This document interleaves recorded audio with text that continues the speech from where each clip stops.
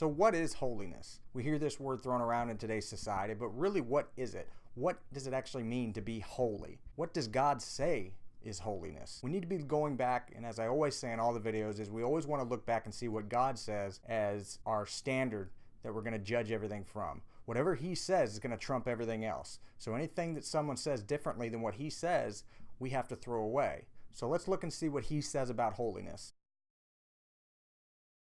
The first thing we need to understand is that God says it is a commandment. If you look at Leviticus chapter 20, verse 26, it says, "And ye shall be holy unto me, for I, YehoVah, am holy, and have set you apart from the peoples that ye should be mine." Take a look at Deuteronomy chapter 7, verse 6, "For thou art a holy people unto YehoVah thy God. YehoVah thy God hath chosen thee to be a people for his own possession above all the peoples that are on the face of the earth." So if we look up what holy actually means, it means to be set apart for a specified purpose, to be sanctified. So what God is actually saying is, if you're going to be a people unto me, I need you to be separate from everybody else. That's what it means to be holy. So how do we do that? If we go over to the New Testament scriptures in Hebrews, it actually says, "Follow peace with all men and holiness, without which no man shall see the Lord." So we have to ask ourselves, what exactly is the prerequisites and what is the things that God has given us to outline to know for sure if we're being holy or not? If holiness is required and holiness is commanded, and it's such an important thing, we need to find out what it is that makes us holy unto him. What's going to make us sanctified and set apart to him and his purpose? As I hold this up right here, I'm showing you a piece of cloth. It's actually a fringe. And I want you to ask yourself, what is this? You've probably never seen it before if you've been in the church. You've probably seen some people wearing it. I know when I wear it on my clothing, a lot of people look at me kind of funny and think it's a weird fashion statement, but it's actually a commandment. And what this is actually something that I wear on my garment that will remind me when I look upon it to keep his commandments. Where this actually stems from is in Numbers chapter 15, verse 37 through 40, and it says, "And YehoVah spake unto Moses, saying, Speak unto the children of Israel, and bid them that they make them fringes in the borders of their garments throughout their generations, and that they put on the fringe on each border a cord of blue, or a ribbon of blue, and it shall be unto you for a fringe, that you may look upon it, and remember all the commandments of YehoVah, and do them, and that you follow not after your own heart and your own eyes, after which you play the harlot or the whore, that you may remember to do all my commandments and be holy unto your God." So this is actually what it's saying here. If you look again at verse 40, it tells you exactly what is required to make sure that you are holy unto God and unto his purpose and unto his name. It says that you have to keep his commandments. If we're not keeping his commandments, then what this is alluding to is that we are whoring away from another God. If we are not keeping his commandments, then we are not worshiping him. That is how we know that we are sanctified and set apart to his purpose. So if we're not, for example, keeping the Sabbath, which is assigned to all generations, that he's the one that sanctifies us, then we're not his. Jeremiah 7:23 says, "Obey my voice and I will be your God, and you will be my people." And this is what we're supposed to be trying to do to overcome all the things that we've been taught. It always goes back to, are we following his voice? Are we obeying his voice? The very test in the Garden of Eden had to do with, did Adam and Eve hearken unto his voice? That same test exists today. So we always have to, again, go back to what God says and use that as the primary thing that we want to look towards that will guide our lives. Because these words are the things that we need to be going after. Just as much as we eat food, we need to be using his words to guide our life. Man shall not live by bread alone, but by every word that proceeds out of the mouth of God. What's happened today is we have blurred the lines between what is God's word and what is man's word. And we need to go back to his law to be able to find out what he says so that we'll not be deceived. Now, this teaching is in direct contrast to what you may have heard in the church. If you look at one of the verses in the New Testament that Paul says, let's compare to what God just said in that we need to be doing his words and not go after other gods by disobeying him, with what Paul says in Romans chapter 14, verse 4. It says, "Who art thou that judgest another man's servant? To his own master he standeth or falleth. Yea, he shall be holden up, for God is able to make him stand. One man esteems one day above another, another esteems every day alike." And here's what you need to take note of. It says, "Let every man be fully persuaded in his own mind." And this is why we wear the fringe. This is why we wear these on our garments, so that we can make sure that we're not going after our own hearts and our own minds, because that's what God told us not to do. This is exactly why he told us to wear these fringes on our garments, so that when we look upon them and we look down and we see these things on the four corners, that we would remember to do his commandments and keep his covenant, so that we would be holy unto him and not go and worship other gods. You see, if we're not keeping his commandments, then he is not our God. And this is what the whole test is today.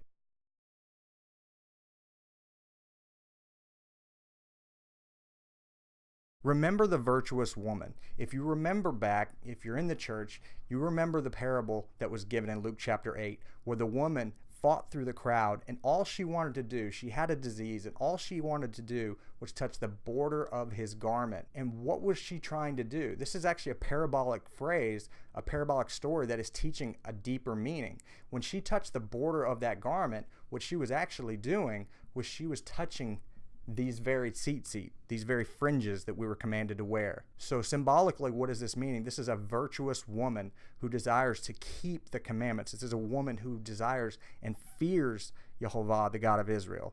And this is exactly what Jesus actually said right after. He said, I feel virtue has gone out of me. Now we can see the exact picture that is being shown, and that is that we need to be making sure that we are keeping his commandments, and then we will be made whole. See, if we're not keeping his commandments, we're still lost sheep. And we're still sick. But when we do these commandments, then we are now his again. We are now born again. And that's what it means to be born again, is to make him our Father and obey him. And then we become a new creature, because in doing his commandments and doing his laws, we become his children as Israel is. And this is what the purpose of Israel is, that was stated in Exodus 4:22. Israel is my son, even my firstborn. And remember, this is what overcoming is all about. Look at Revelation chapter 21, verse 7, and it says, He that overcometh shall inherit all things, and I will be his God, and he shall be my son. This is a parallel going back to Jeremiah chapter 7, verse 23, which says, Obey my voice, and I will be your God, and you will be my people.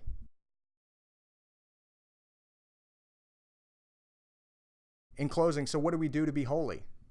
As it says again, let's look at Deuteronomy chapter 28, verse 9, and it sums it up very easily. It says, YehoVah shall establish thee an holy people unto himself, as he hath sworn unto thee, if thou shalt keep the commandments of YehoVah thy God and walk in his ways.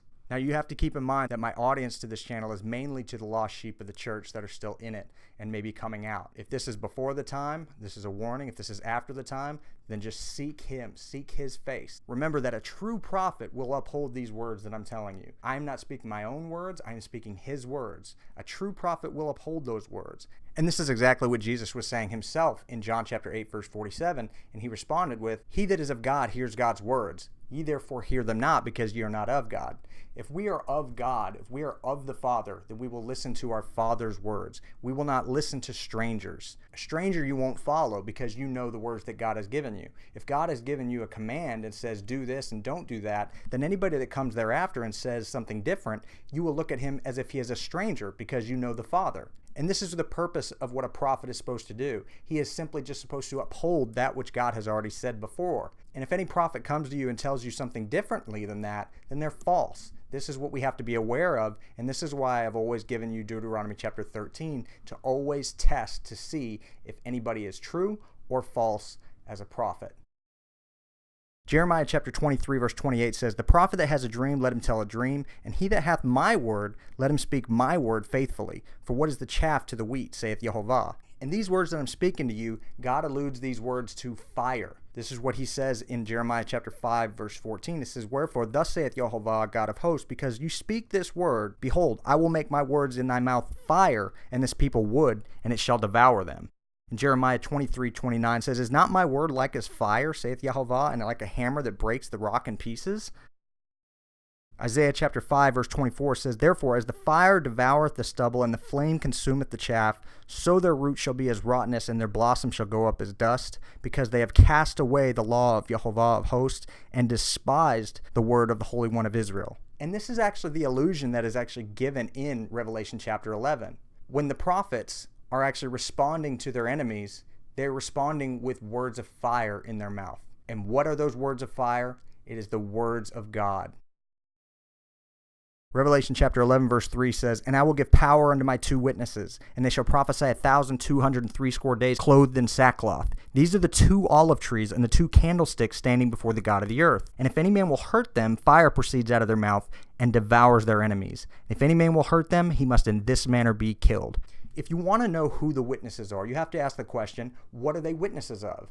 Now, keep in mind and notice that it says that they are the 2 olive trees and 2 candlesticks before the God of the whole earth. So these 2 witnesses are witnessing that YehoVah is God and there is none else. I always use this as my mission statement for Israel and Judah. These are the 2 prophets that are spoken of. They're not actually 2 specific people. It is the 2 houses. This is what Zechariah chapter 6 is alluding to as these 2 candlesticks and these 2 olive trees that stand before the God of the whole earth. Israel and Judah were split up after Solomon's fall, after he went after idols. Jeroboam took the northern 10 tribes and they ended up following after idols, and that was their demise. And then Rehoboam, Solomon's son, continued steadfast with the tribe of Judah. And since then, we have had a separation between Judah and Israel, those 10 tribes. And that's what the book of Hosea speaks so often about, is that the 10 tribes of Ephraim, otherwise known as the 10 lost tribes of Israel, would be attached unto idolatry until the end of days. And we have to ask ourselves, what is the idol of today that the 10 tribes are looking at? And we know what that is today if we really look. Because if YehoVah is God and there is none else,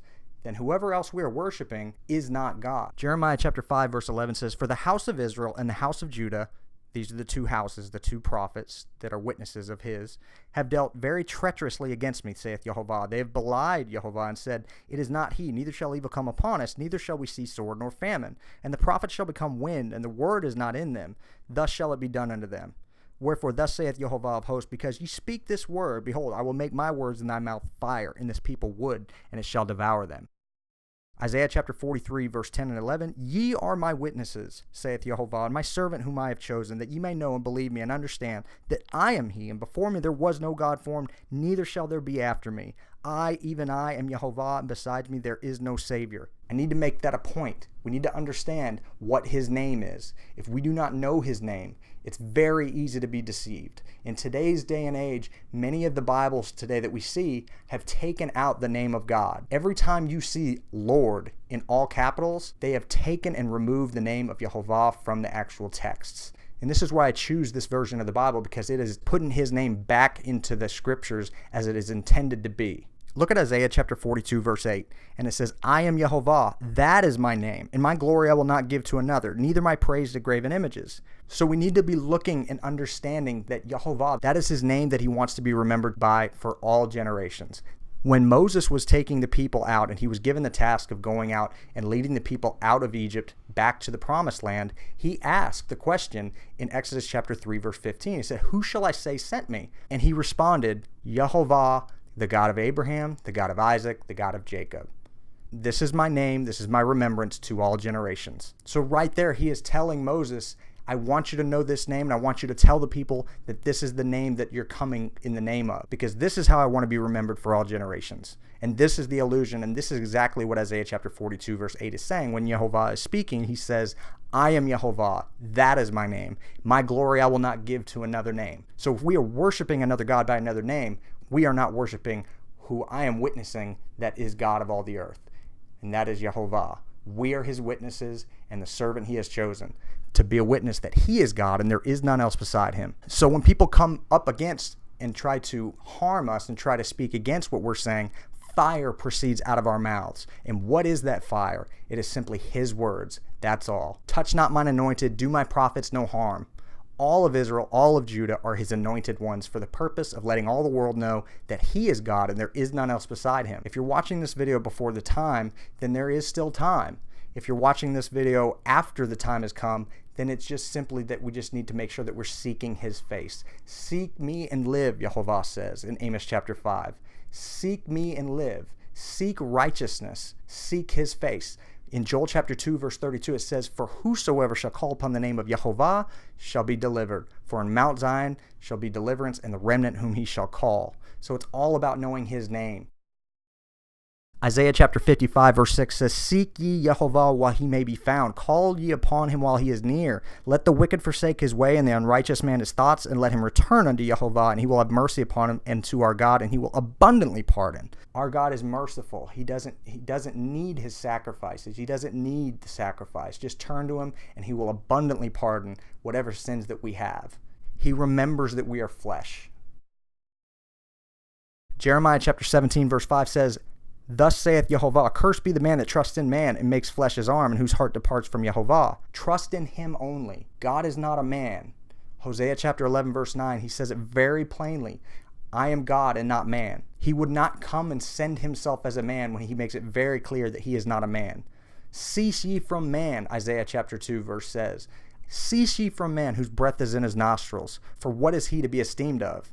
Proverbs chapter 29 verse 25 says, the fear of man brings a snare, but whoso puts his trust in YehoVah shall be safe. So again, we need to make sure that we're looking to him, and he is not a man. We need to get this idea out of our minds that have been taught to us that YehoVah has become a man. Malachi chapter 3 verse 13 says, your words have been stout against me, saith YehoVah. Yet you say, what have we spoken against thee? Ye have said, it is vain to serve God, and what profit is it that we have kept his charge, and we have walked mournfully before YehoVah of hosts? And now we call the proud happy. Yea, they that work wickedness are built up. Yea, they tempt God and escape. Verse 16, then they that feared YehoVah spake one to another, and YehoVah hearkened and heard, and a book of remembrance was written before him for them that feared YehoVah and thought upon his name. And they shall be mine, saith YehoVah of hosts, even mine own possession in the day that I make, and I will spare them as a man spares his own son that serves him. Then ye shall return and discern between the righteous and the wicked, between him that serves God and him that serves not. This is the illusion that is being given in the New Testament, that the king will come and he will separate the sheep from the goats, between him that served God and him that didn't.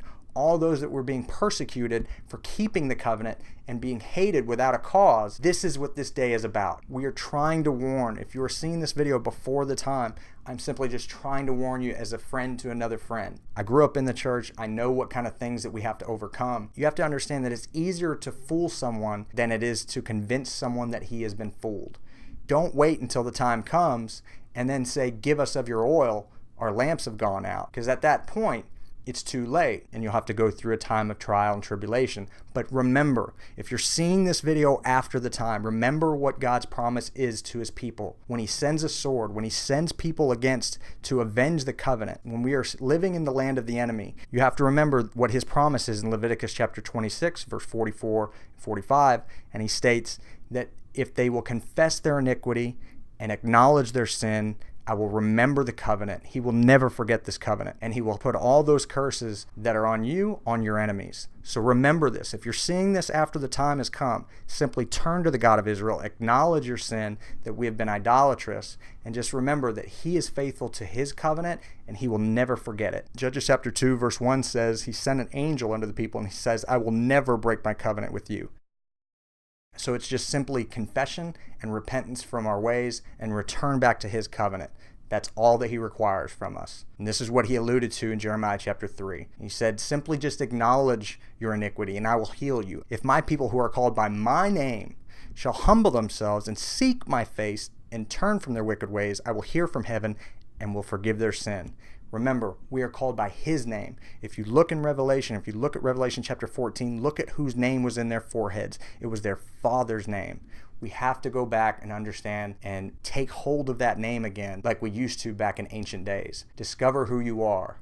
If you have been attached to the church, discover who you are. You are a lost sheep of Israel. And what will lead you back is those commandments. And this is what the last verse of Psalm chapter 119 states, is that I was a lost sheep, but the commandments brought me back. In closing, I just want to say I hope this video is a help to you and understand what holiness truly is. And if we are going to be called to our purpose and what we were supposed to do in this world, we are supposed to be separated unto him to be glory to his name.